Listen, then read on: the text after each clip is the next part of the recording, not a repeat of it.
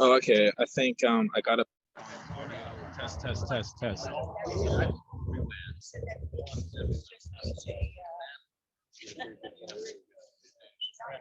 right, here we go.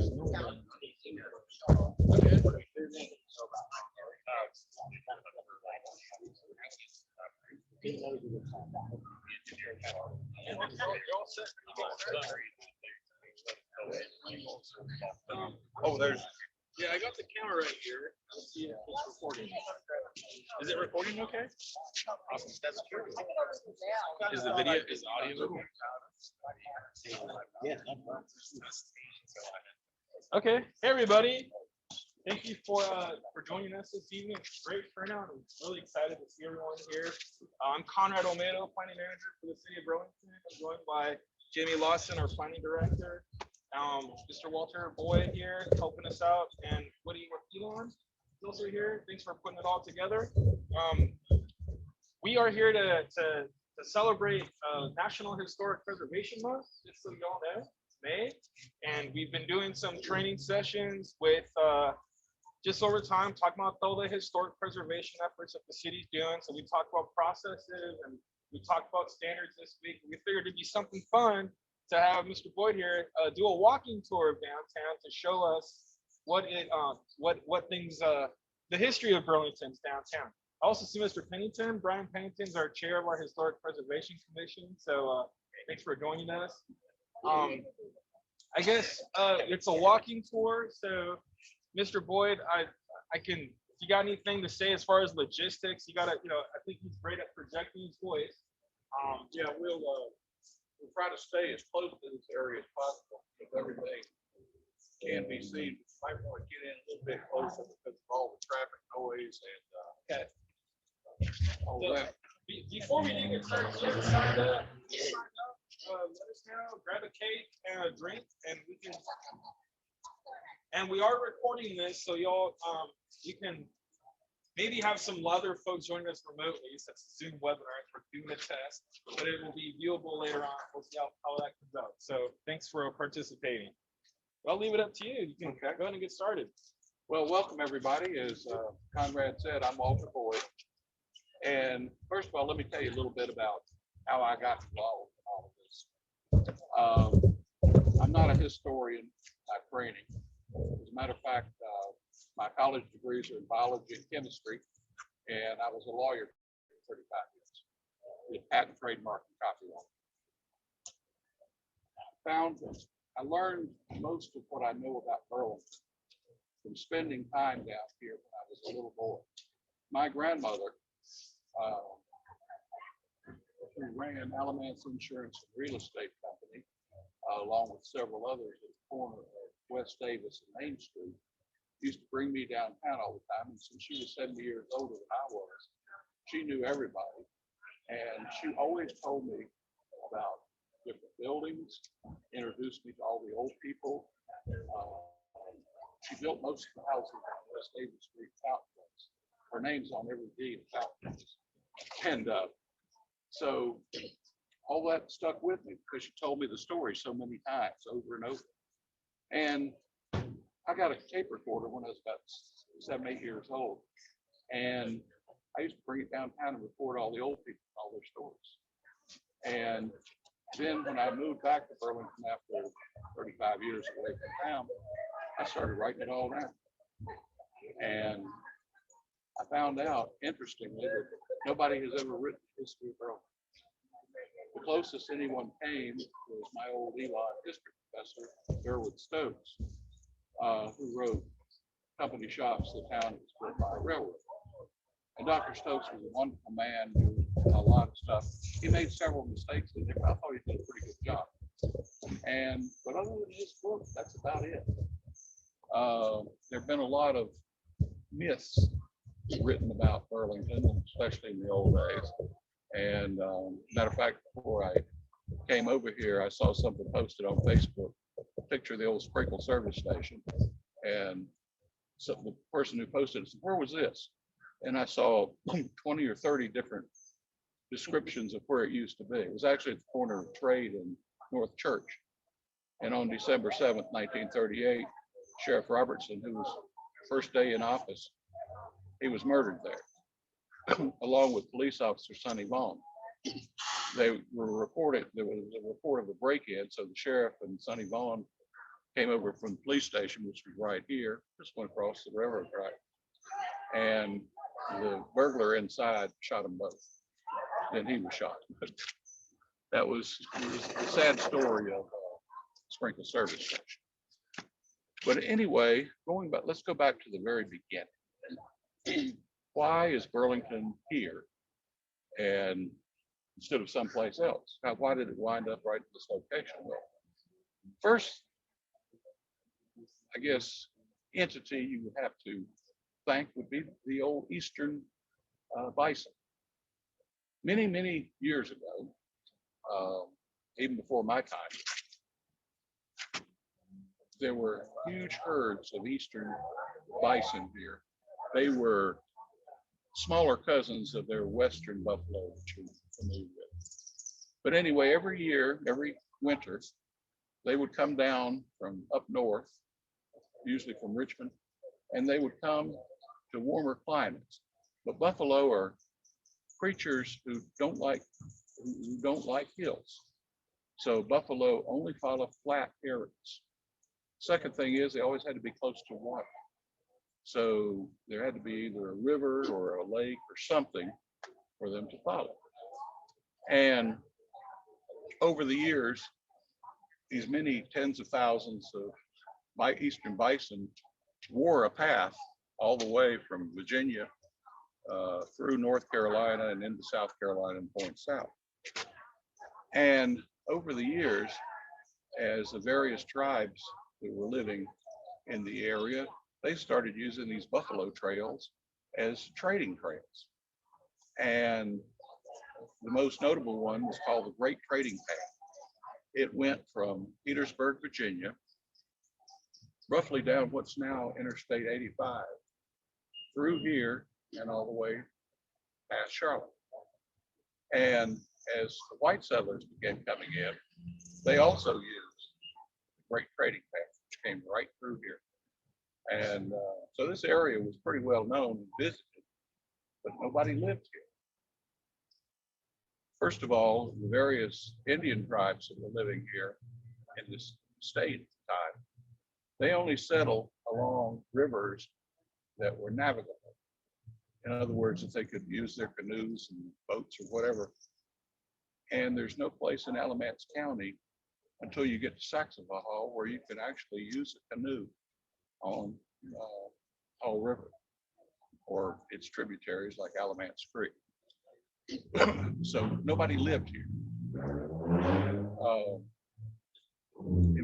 This was mostly a hunting ground, especially a little west of here in what's now Glen Raven and Elon. They were swamps, and they attracted migratory birds. When I was younger and working my family farm in the Elon area, I used to find thousands of little bird holes. So most of these objects of the hunt were smaller game, such as birds, and not larger game. Although there were buffalo here still until about 1757. There was a great slaughter of them just south of here. And that's why that area is still known as Stinking Pork, because all they did was take the hides. They had more meat than they knew what to do with, but it smelled for years down. So now moving forward a little bit, this part of North Carolina never did progress very well because there was no way to get any type of products from this area to Port City. The two closest ports were Cross Creek, which is now Fayetteville, and you get along the Cape Fear River and then get to the Wilmington area, or Petersburg, Virginia. Right? You go down the James River and then to the Atlantic. They were about equidistant, but there were no roads other than the trading path, so you really couldn't haul a wagon load of goods there. all this kind of changed for the better. About the 1830s, people started talking about railroads. A lot of the northern states, like Maryland, had railroads. Others were talking about them.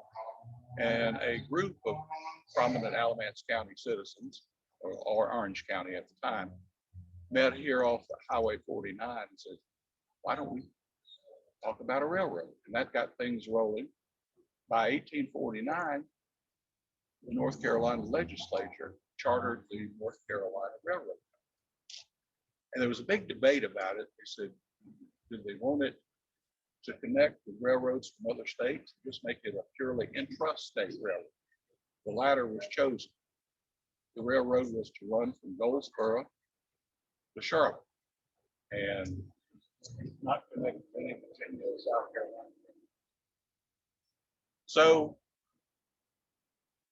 the next thing they had to do was choose the route.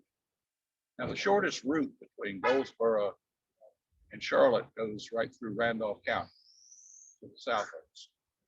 Problem is, Randolph County is full of hills, and locomotives at the time were so underpowered, they could not pull even one car up a fairly steep hill. You wouldn't know it, but the railroad right out here, it goes up 4 degrees towards the west, towards Elo. The first locomotives could not start from Burlington and climb that. 4 degrees. Wow. Yeah.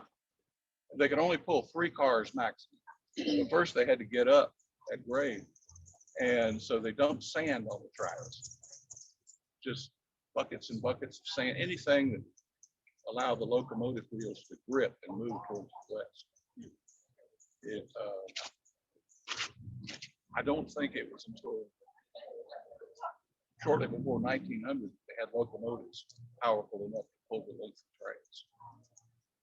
of trains. Well, once North Carolina decided, okay, we need to go the northern route, which is through this part of the state, because the surface is more flat thanks to the buffalo. Well, there's somebody going to land here. And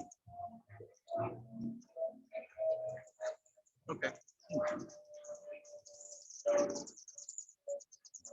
Then they needed to find the chief engineer, Walter Wynn, of the North Carolina Railroad, said, one thing we need is we need repair and maintenance facility for the railroads. And rather than building one in Charlotte, one in Goldsboro, put it right in the middle. So they look at a map and they said 110 miles from Charlotte and 110 miles from Goldsboro is Glen Raven, which wasn't even a little town. Thomas Sellers owned the property there. Thomas was one of the early settlers here. And he said, you're more than welcome to it. Well, they sent the engineers over there and they said, ground's too swampy. Can't build it here. They said, what are we going to do now? Well, they said, Graham's not that far away. We'll locate it there. Their Alamance County was just formed, and that's their county seat. It's right in the middle of the county. That'd be a good place to put the shops. Well, they went over there, and Graham said, we're not interested. We're not even going to sell you any land because these railroads make a lot of noise. We've got a courthouse here. It would interfere too much. So in the meantime, there was a fellow from Paul River named Benjamin Trollinger. He was on the railroad's board of directors, and he knew all about this. He said, I got to find him some land. So he came here to what's now Burlington. Nobody lived here. A few people owned some property. So he took options on their property, and he got roughly 640 acres of 1 square mile of land options. Land here was worth $2 an acre. He sold it to the railroad for $10 an acre. And that's the first of the mistakes you see in some of these books or articles written about Burlington. Benjamin Trollinger, out of the goodness of his heart, gave the land to the railroad. He didn't give him anything. His family makes that claim, but it's in all the newspapers at the time Raleigh newspapers from the 1850s, they were, we can't believe this scandal's going on, selling $2 an acre land for $10. That's robbery.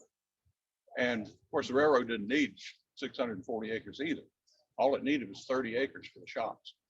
But somebody came up with the idea. They said, we don't want a town to grow up around our railroad shops and them tell us when we're making too much noise or something, just like they did in Graham.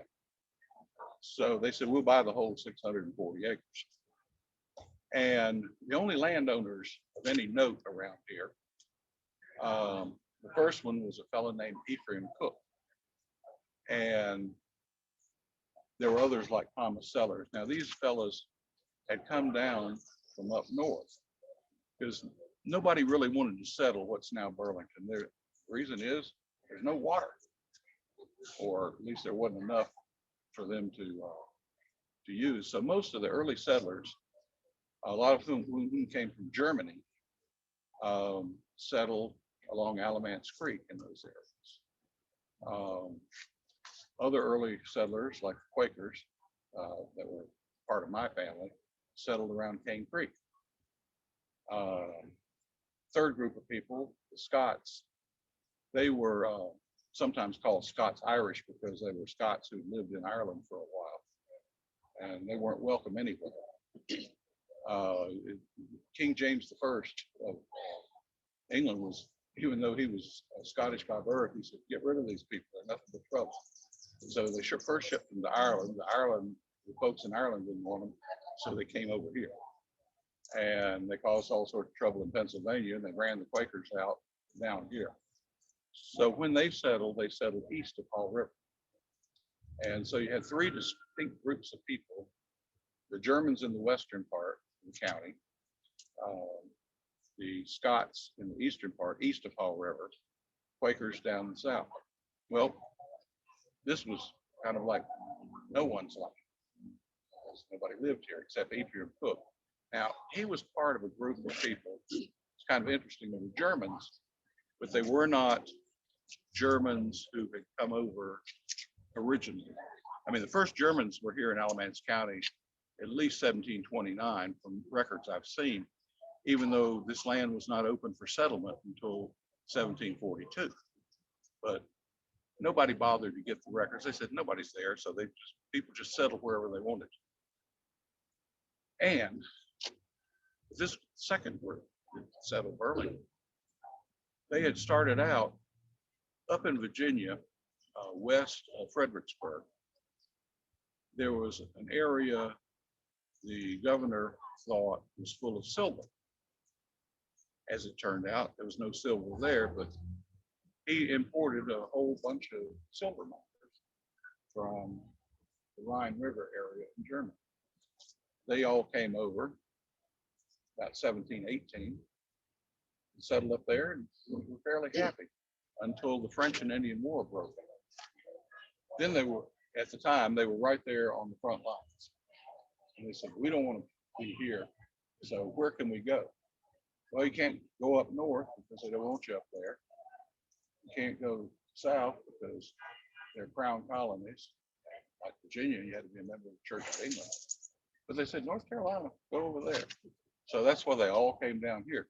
Well, their German cousins had already taken the Great Land, so they were forced to settle here with very little water, poor soil, you name it.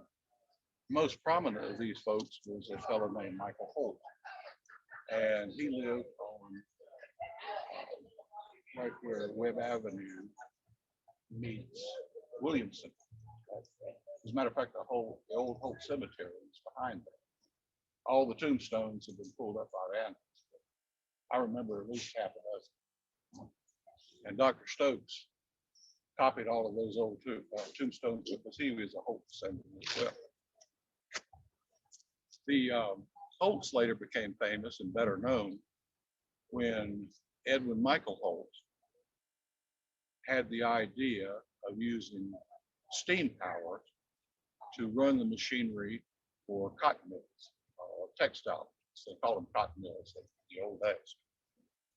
And Most of his early mills, though, were run by water power. The only problem with using Hall River and its tributaries as water power is they froze up during the winter, so they had to shut the mill down for 3 months. But just starting out, it really didn't matter. 3 months here, 3 months there. They weren't selling that much product anyway. The only way he could sell product is if there was a means of transport. So he was in favor of the railroad too. And he was also on the board of directors. Well, he and old Ben Trollinger did not get along there. He thought Trollinger had robbed the railroad by charging them so much for the land around. And so he said, I'm gonna get him. And he eventually did, as I'll explain shortly.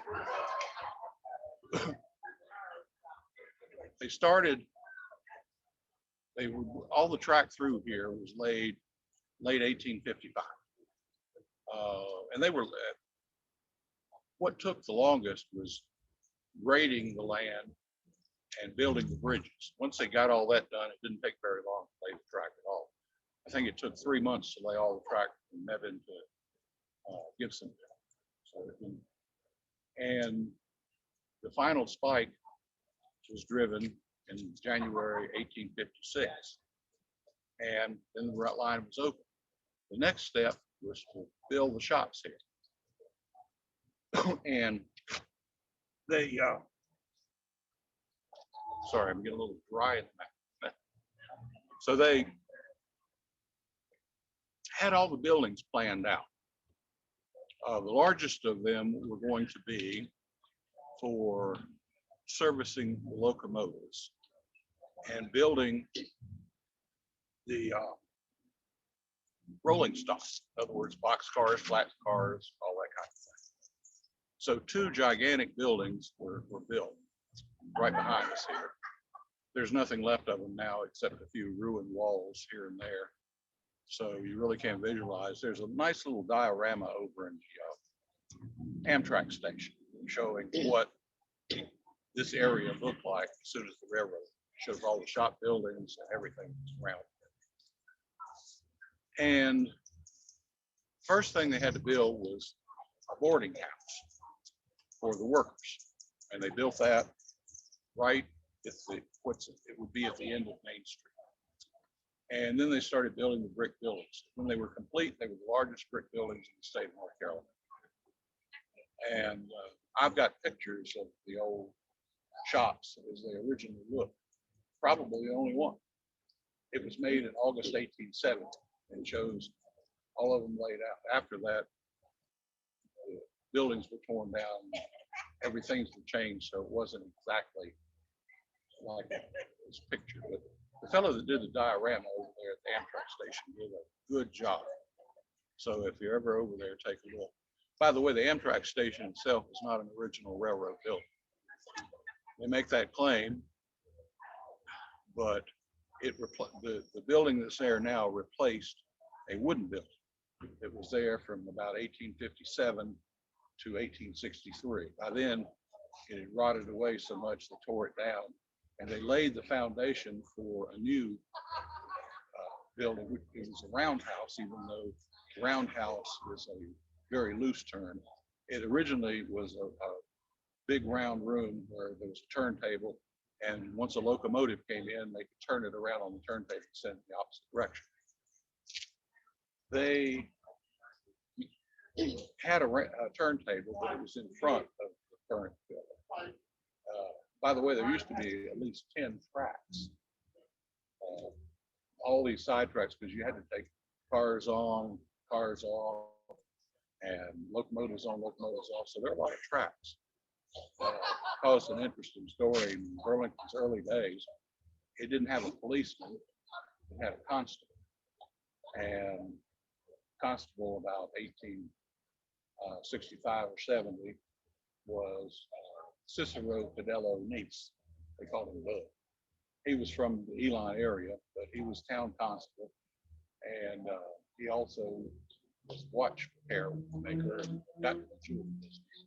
His building is still standing down here at the end of Main Street on the West Davis Street corner. But anyway, Bud arrested the town drunks, most of whom came from Pete Sellers' bar, which was down there at the corner of Moorhead. It's now digress a minute for Pete. He's one of my favorite characters in old Burlington's history. Peter Leonidas Sellers. His family had owned most of what's downtown Burlington past West Davis Street. But he was a contrary fellow. He didn't like rules and regulations. The railroad on the 1 square mile land it owned absolutely prohibited alcohol. Pete goes down there and builds a bar. And he also made his own alcohol. And the railroad people loved it. They were stuck here in town and would go down to Pete's bar. Railroad never did anything about it. And I read a letter from 2 old railroad officials. Why don't we get rid of this Pete Sellers?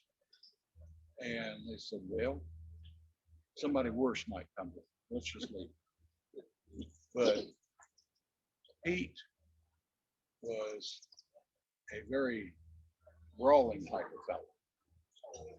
I know his descendants. I went to school with a lot of them. I've known him for years. And they like to tell old Pete stories. They said he had 51 fights and he won 50 of them.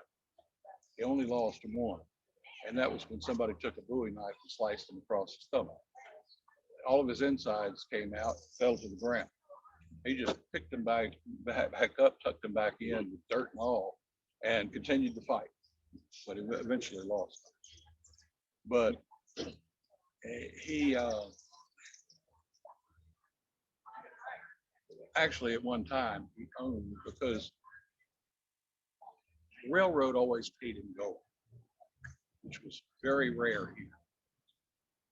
And so if you could get into that railroad workers gold, the best way to do it is to run a bar. That's why Pete got all his money. He wound up buying up all of the railroad land. It's all for sale. Unfortunately, Pete wound up, he gouged a fella's eyes out during the fight one day and put him in central prison for a couple of years. His sister ran a finishing school out of it. I kid you not. But even more interesting is Pete was a lapsed member of the Christian church. He never went. He always felt, guilty about it. So when he heard that Reverend Long was building a new college and looking for money, he said, I'm willing to offer you some money that I have. And Reverend Long looked and said, well, I like that, but I'm head of the Prohibition Party in Alamance County, and that wouldn't look good. So he would meet Pete behind his bar at night. And now I got this story from Reverend Long's family too, who have been friends of ours for many years. But he would go, Pete would come out of the bar, have a bag of gold, hand it to Dr. Long. Dr. Long said, it's been in the devil's hands long enough, I'll take it. And that's why I read in Dr. Stokes' book about the history of Elon. He says, well, Reverend Long went from church to church, hat in hand. Well, he may have done that, but he certainly didn't get it. He got most of his money from Pete Sellers. But Pete's been forgotten because he ran a bar. So Elon couldn't exactly publicize that, since Elon banned alcohol too, up until I was in school, which was in the early 70s. But Pete's a fascinating fella, and one day I'll have to talk a little bit more about him. But going back to the railroad here, once they built the shop buildings and everything, they had roughly 70, 80 people working here at the time. But they had first to build them houses. For the high-level employees, they built a group of about 15 small square brick houses, about 500 square feet or less.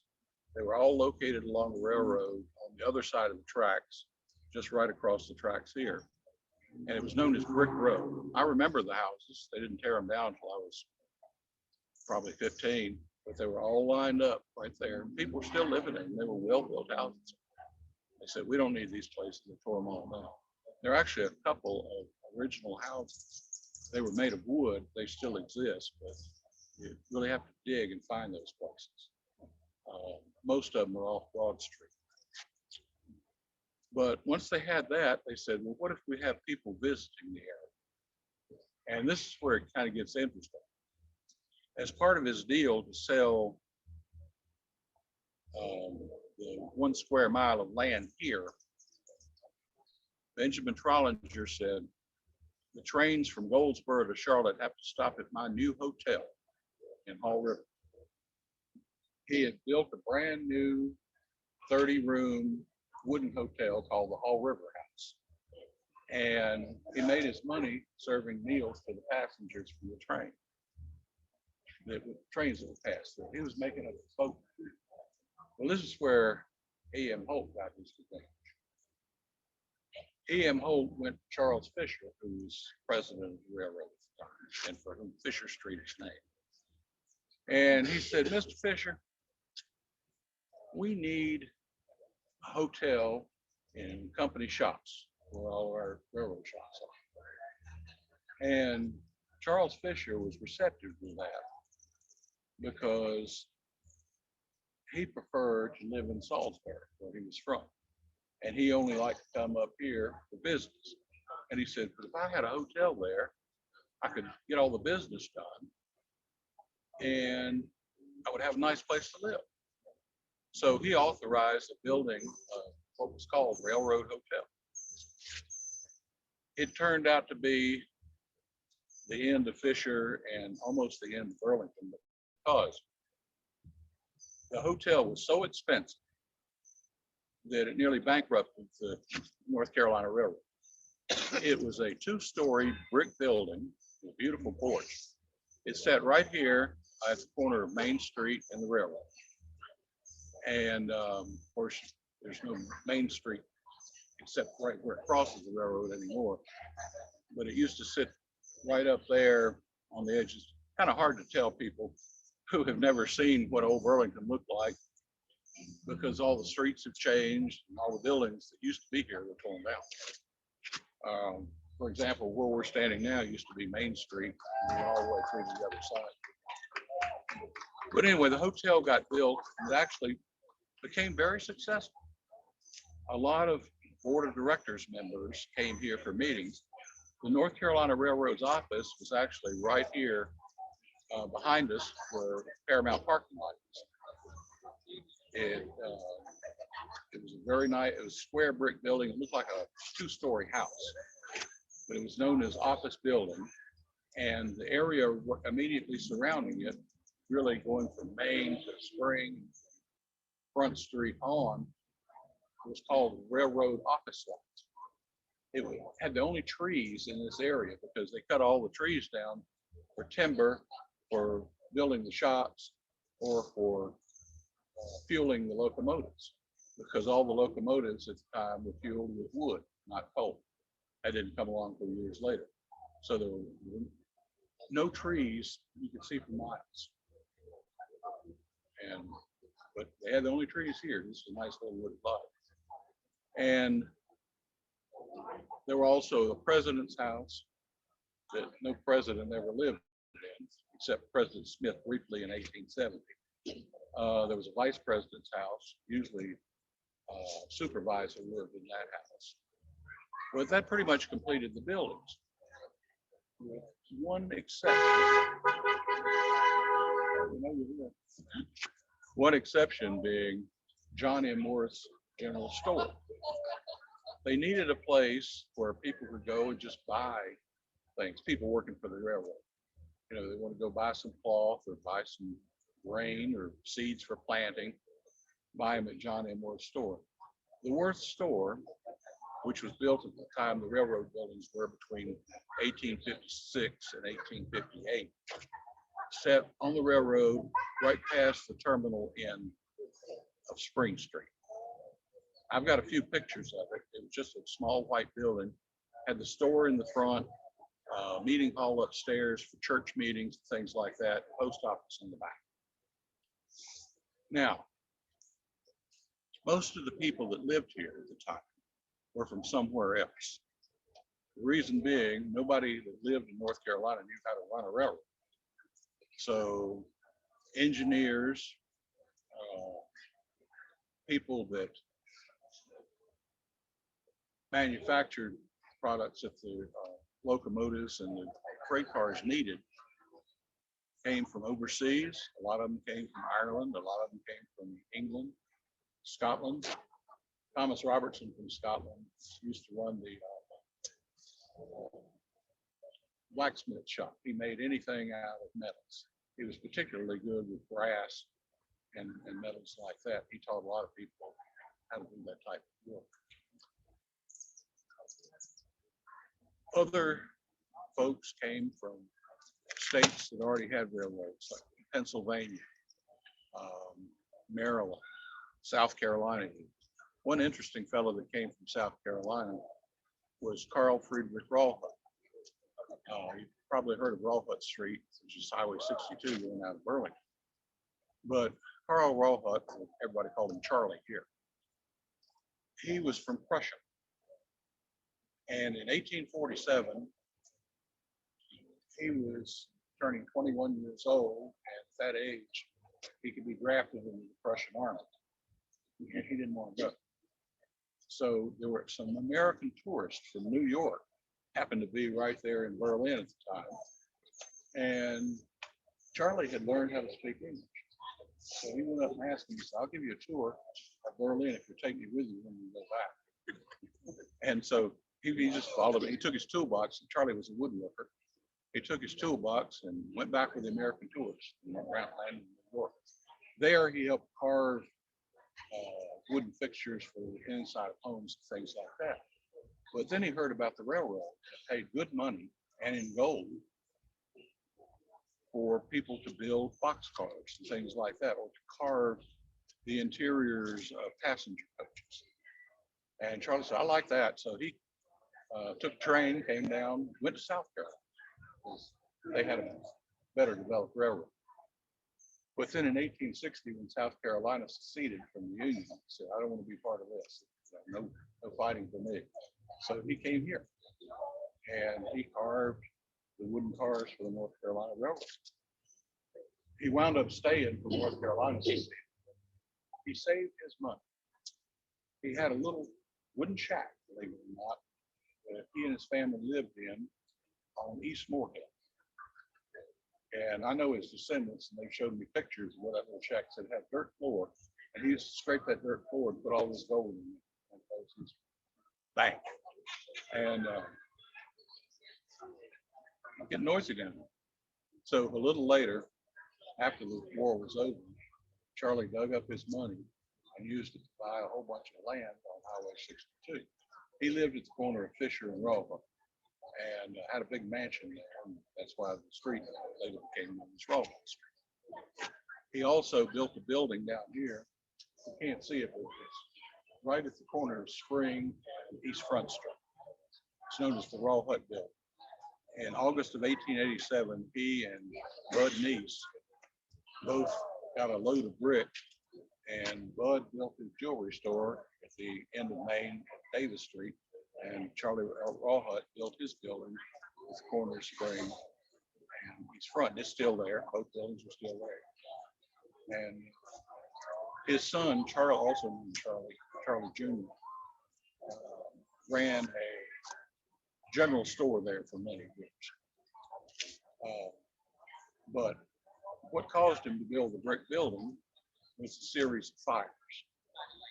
One sad thing about Burlington is it's burned down so many times that the oldest building still existing in the downtown area is right there at the Burlington Beer Works, and that only dates from 1885.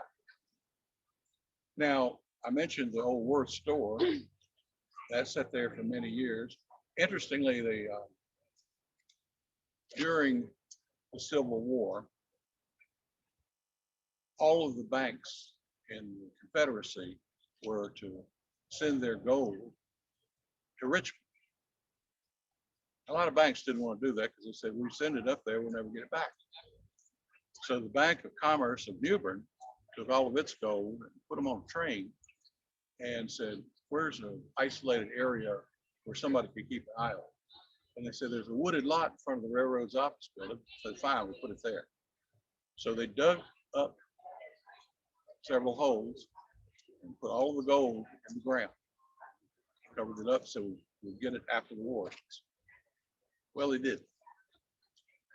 But that starts kind of the last story. Now, one thing that I don't have time to mention is this area's connection with the Revolution. The British actually came right through here on their way to find the Continental forces, which they heard in the south part of the county.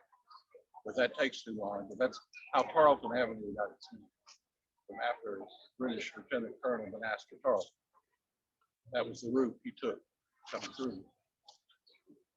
But anyway, nothing much happened here during the Civil War, except the railroad shops were very important. They kept Virginia connected with the rest of the Confederates, especially after Union forces took over the Eastern North Carolina railroads.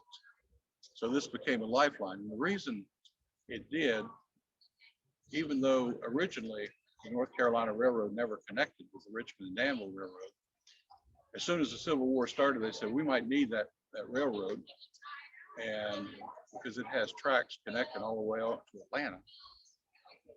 So they said, let's connect the Richmond and North Carolina railroads. Well, the shortest route would be from right here to Danville, Virginia. But Confederate President Jefferson Davis said, no. For some reason, he didn't like this area. And the main reason was there was very little pro-Confederate sympathy. Weren't very many sympathizers. As a matter of fact, Alamance County voted not to succeed. So Davis said, we'll connect from Greensburg to Danville instead. And by doing that, it kind of ruined the North Carolina Railroad here, because nobody really wanted the tracks from Goldsboro to Greensburg. They wanted the tracks that connected Richmond and points north with Atlanta, Georgia, and points south. So that happened, but the shops here were very, very valuable in keeping the Confederacy afloat. But two things they couldn't do. They couldn't manufacture rails. So if a rail wore out, they had to get rails from some unused part of a railroad to put them here. They couldn't make a locomotive boiler. So all of the locomotives during the Civil War were the original ones that had been purchased in the mid-1850s. And they were worn completely out. They could patch them up here, but they couldn't really remanufacture a good locomotive. So the Civil War actually wound up ending right here at the end of Spring Street, at the back door of Johnny Moore's store, in other words, the post office. When Lee surrendered at Appomattox Courthouse in April 1865, there was still a large army in the field, the Army of Tennessee. It had been pushed here. General Stoneman was coming in from the west, from Greensboro area. General Sherman was coming in from the east. And so probably the last battle of the Civil War would have been right here, when both armies trapped the Army of Tennessee. Well, General Johnston, Joseph Johnston, who was commanding the Army of Tennessee, he said, we're finished. He said, even though Jefferson Davis told me to keep fighting, he said, boys, go home. He did that standing on the back of the Worth store. Told everybody to go home, so they did. For a few months after that, the Union Army's 10th Ohio Cavalry was camped here to kind of guard the shops and things like that. But they had always heard Southern families buried their valuables close by. And so they were going around this wooded lot here, sticking swords and bayonets in the ground until they kept hitting something hard. Started digging, found these giant pots full of gold. And they said, this is good. As a matter of fact, I got one of them. I had it. There it is. It's an old plastic case. It's one of the coins. And what the soldiers did with this is they took it back where they were camped. They were camped on Broad Street.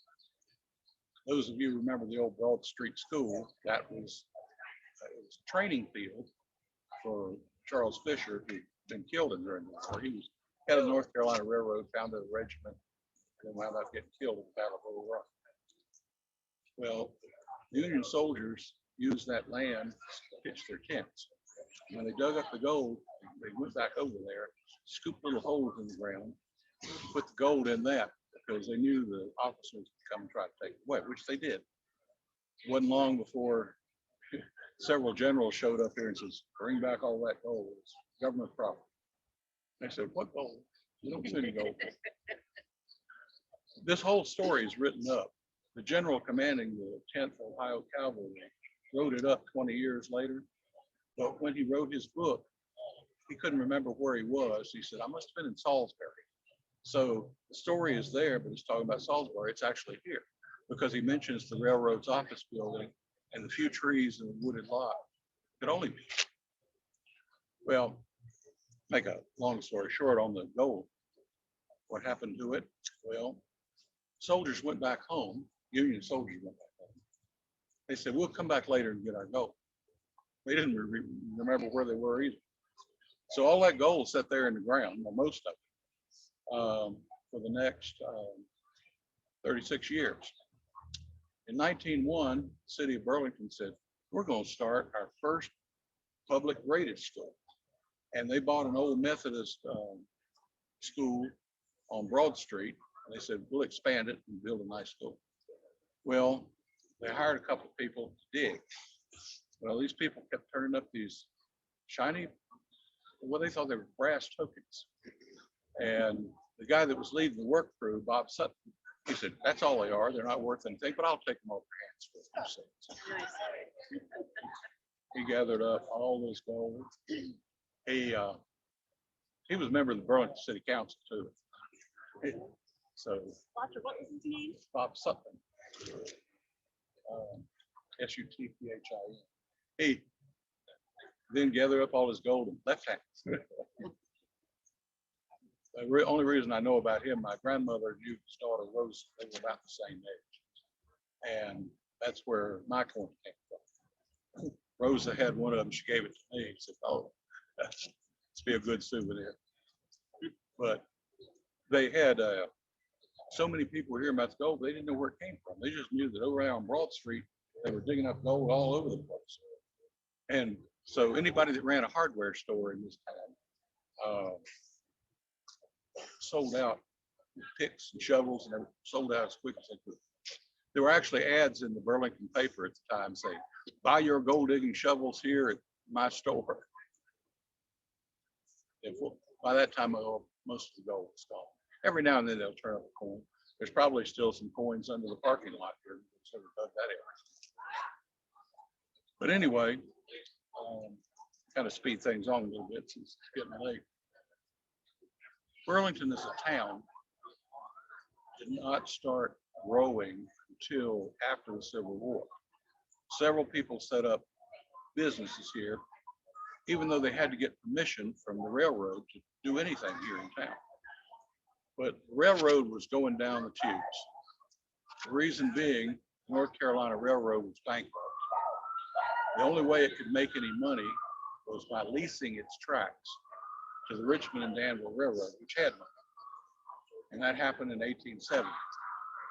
And the railroad said, well, we don't need our shops anymore since the Richmond and Danville has their shops up in Mechanicsville, Virginia, northeast of Richmond. So people were saying, well, we're going to go out of business and things look bad here. But it wasn't as bad as they thought, because they kept the shops going here longer than expected because of the gauge change. The Richmond and Danville Railroad had a different gauge than the North Carolina Railroad. So they had to switch to the same gauge in order to use the tracks. So that kept a lot of the workers here busy. Then there was a lot of more repair work than they expected, so they kept the shops open for that. So there's a sign down the street, a historical marker on West Front Street that says company shops closed 1869. That's when they were actually at their peak. The shops, the railroad shops here did not close until 1897 because the Richmond and Danville Railroad went bankrupt. And Southern Railway was formed from the remnants, and it said, we're going to continue to use these shops.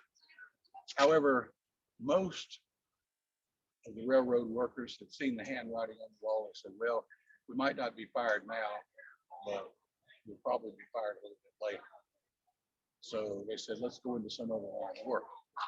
Well, as I mentioned, the cotton mills, the textile mills, somebody came up with a bright idea, could have been Edwin Holt, could have been one of his competitors, said, well, right now we have to build our mills on rivers, but it would be nice if we could build them anywhere. And so we need a source of power. They said, what about steam engines? And that's a good idea. Anybody around here know anything about building steam engines? All the railroad workers here, we do. Will Turrentine, for whom Turrentine Middle School, he was one of them. He was a railroad engineer. He actually took General Johnston down to Bennett Place near Durham to meet with General Sherman to surrender his forces. But anyway, Will was an expert with steam engines. He got in with the cotton mill people, and he made his fortune designing cotton mills and power plants for them. Will Turrentine was kind of an amateur historian himself, and he was writing a history of the area based on everything he knew. The book never got finished, but several chapters of it people found in trunks and gave it to me. And it's fascinating. Nobody knows really that much anything about it. It's just fragmentary, but some of the stories are really nice and good to hear. But the very first store outside of the Worth store that was built here was right behind us where that amphitheater is. Daniel Worth, who was a Quaker, who was also a postmaster at the Worth store. That was his uncle that ran the store. Daniel Worth decided to get into the general store business. He created a store. It was actually a cooperative store. Cooperative store number 1 was the name. Didn't have a very original name there. But he built it here and it ran for several years. Daniel Worth was not a very popular man because he was a Quaker, and during the 5 years after the Civil War, the White Brotherhood, which was kind of Burlington's Ku Klux Klan franchise, was gaining in popularity. And the town was pretty much divided. There were people like Daniel Worth on one side, and then the former Confederate soldiers and officers on the other side. And the two groups didn't see eye to eye. As a matter of fact, that's one of the reasons Burlington was so divided by what happened that time that as late as the 1920s, there were Republican stores and Democrat stores in downtown. And you didn't shop at one or the other if you didn't make some money. There were 2 types of soft drinks. Coca-Cola was Democratic, Pepsi-Cola was Republican. 2 newspapers, State Dispatch and the Burlington Times. It was just amazing. I mean, I used to have old people come up, I'd say, I'm going to this store. Why do you want to go into that Republican store? There were 2 department stores down here. Sellers on the west side, the east side of Main Street was the Republican department store. Isley Brothers directly across the street was the Democrat store. and nobody shot me, none of the others. But just fascinating stuff. Burlington really didn't begin to grow as a town or city until after 1900. Before, there were just a handful of stores. There's actually only one street, Front Street in front of us. At the time, it was known as Methodist Path. And the reason is the Methodist Church on West Davis Street, it's, all that's left of it now is cemetery, Grounds Chapel Cemetery, didn't have its permanent minister. And they had to get a supply minister from Graham. And that minister would walk from Graham right down through here and preach at Grounds Chapel. Yeah, that's normal. You could actually still see parts of it curved up to Grounds Chapel. But after the railroad set up, they started calling it Front Street because it fronted the railroad. The front of the railroad buildings faced this way. Although most people simply called it Big Road for many years. My grandmother would always tell me, take Big Road and let's go into town. I said, Front Road is Big Road. Oh, it's Front Street. Main Street is where it is because the railroad needed water for its locomotives. And so they dammed up part of Alamance Creek there, made a pond, and then ran a pipeline from the pond right up here to the railroad track. That's why Main Street is where it is. This is, if you take this directly down there now, you run into City Park. The City Park is underwater. That was the pond. That's why I always thought it was funny that people built stuff there and were worried about it flooded. Well, of course it was flooded. It's the bottom of a lake. But some of the other, there's so many stories. I mean, I could go from building to building and tell the stories. Like Burlington got its name on the second floor of the beer wall.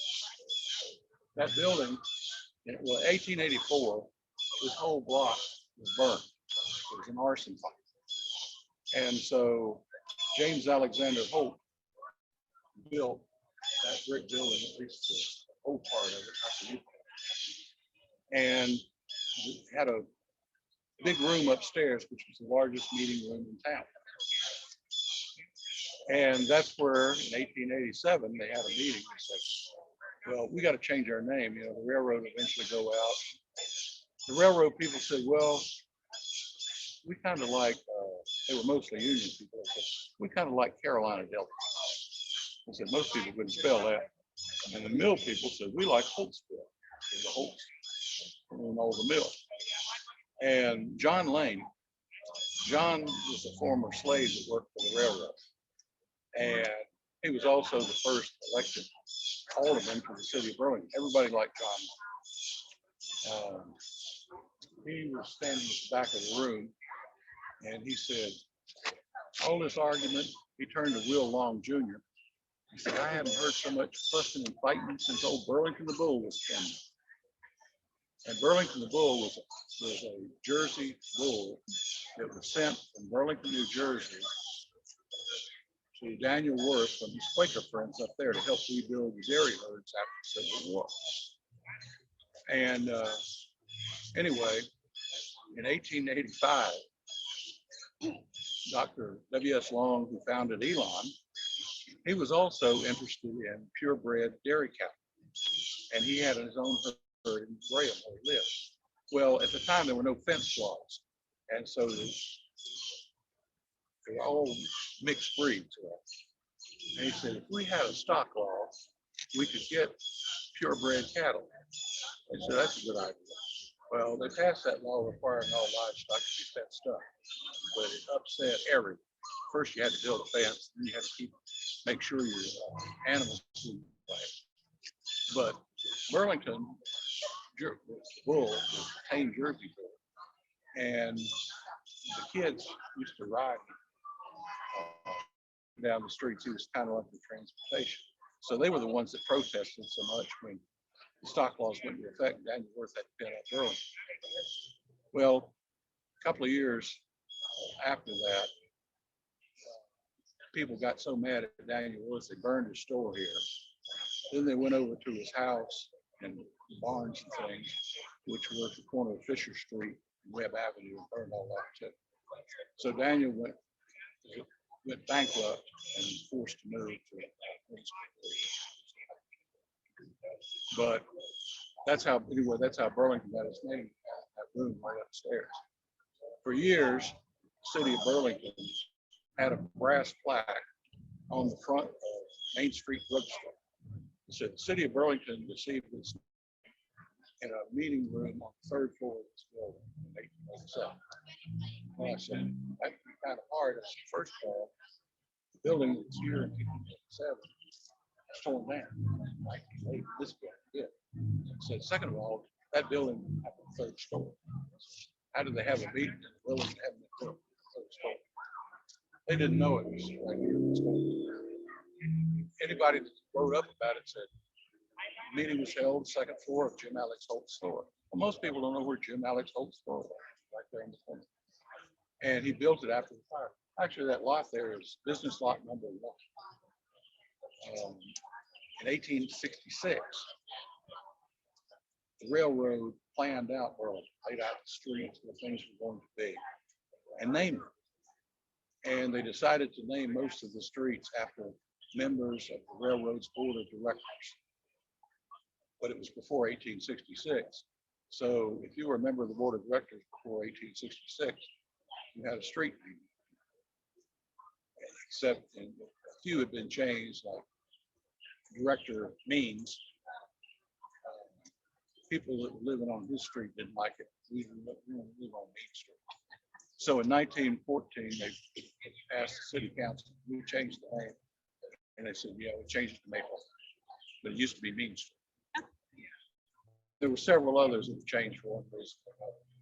Church Street actually got its name, not from the churches there now, they didn't exist, but Reverend Spencer Thomas, he was a slave working for the railroad. When he was free, he was a metal worker. So he came down here and opened a business at the corner of Worth and West Front Street. And he also became a minister, and he built a Baptist church down on Church Street, just a little bit past West Moorhead Street. And that's where it got its name, because Spencer, doing railroad work and doing his own work, amassed enough gold to buy most of West Burlington. Matter of fact, what was now Fountain Place, West Davis Street, all of that was Spencer Thomas's land. After he died in 1910, my grandmother's company bought all that land from his son Samuel, and that's where it came from. We had an incident about 10 years ago. Somebody was getting some work done for a house on Davis Street, and said, I think I found a cemetery. I said, what? He said, teeth. He said, I just found bushels and bushels of teeth. And I asked where it was. I said, oh, Sam Johnson, Spencer Thomas's son, was an amateur dentist. And I said, people used to stop by his house and pull their teeth, and he'd throw them out the window. And eventually, every time I pass that little part of West Davis Street,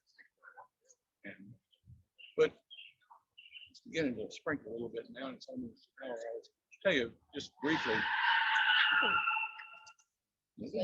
By the way, Burlington's first automobile fatality took place on East Davis Street, right across from Holy Comforter in 1940.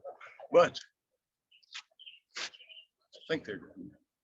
But I mentioned to Conrad before I came over here, I've gotten a lot of calls lately about Andy Griffith.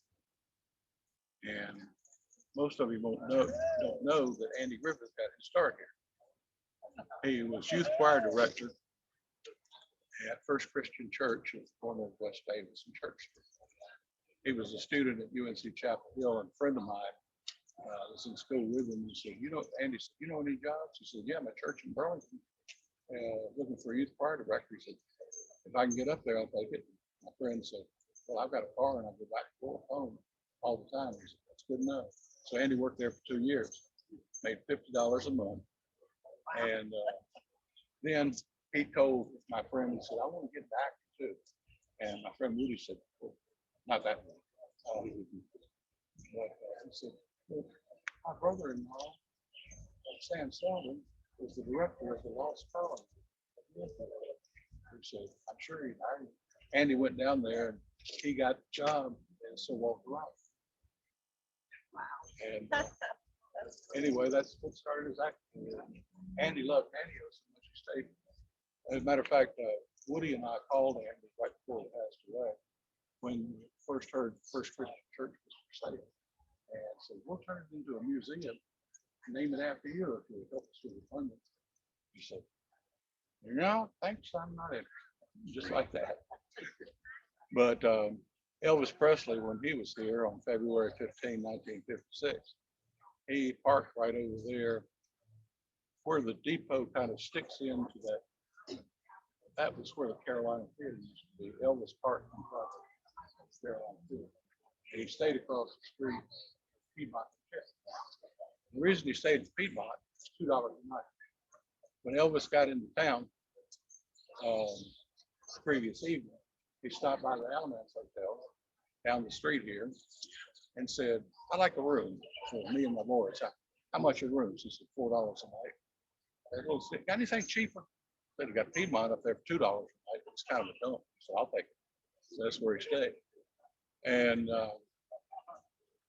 kind of just interesting, all the people that have been here. I mean, they call it the historic depot, but ask anybody and say, I don't know why it's historic. One thing about it is the depot is a fake. It's got a date on the door, a brass plaque there saying 1892. This depot wasn't built until September 1904. People don't know about it. I've got pictures of the old depot that burned down in 1904 and pictures of the hotel burning. I've taken them downtown and said, well, we had somebody in Raleigh tell us that this was 1892. We're sticking with it. Okay. Same, they're sticking with the 1869 date on this historical marker. But anyway,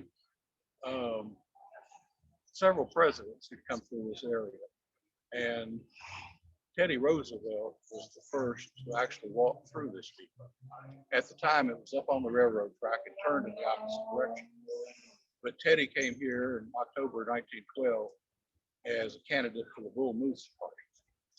And so he came here, he stood out right about where I am and gave a speech to folks on Main Street, then turned around and left. That was his only time here, but there have been several others. All of the candidates for the 1948 presidential election visited Burlington but one. That was Harry Truman. Harry wouldn't come. The rest of them did. Of course, they all lost. But Three Stooges were here a couple of times. They played the Carolina Theater. The Von Trapp family, they played Whitley Auditorium in Elon. They stayed at the Alamance Hotel, and they went to Mass the next morning, the Blessed Sacrament, and they gave a little concert out on the front lawn. So it's the number of people that have been here. Jack Dempsey, the heavyweight champion, he worked for Heritage Brothers Circus as a frontman. But he liked coming to Burlington because he bought his ties and sell it at department stores. He said they had the best selection he ever saw. So even after he retired, he would come down and stop in, get his ties, and sell it. Well, thanks, folks. It's getting to be a little damp out here. I don't Thank see you this so much. Oh, you're quite welcome. That was so interesting. I have to do part 2 another time. All the various parts of that people we want. I need to tell them about all the houses. Well, thank you everyone for joining us. We'll keep you all posted for the next opportunity. And thank you again. And stick around, feel free to chat. We'll be here for a couple minutes till the rain starts to come down a little bit more. But thank you all for giving us Friday night, and I hope you all walk away with something a little bit more about Burlington's history. Thank you again. Thank you, Mr. Boyd. Thank you. Thank you.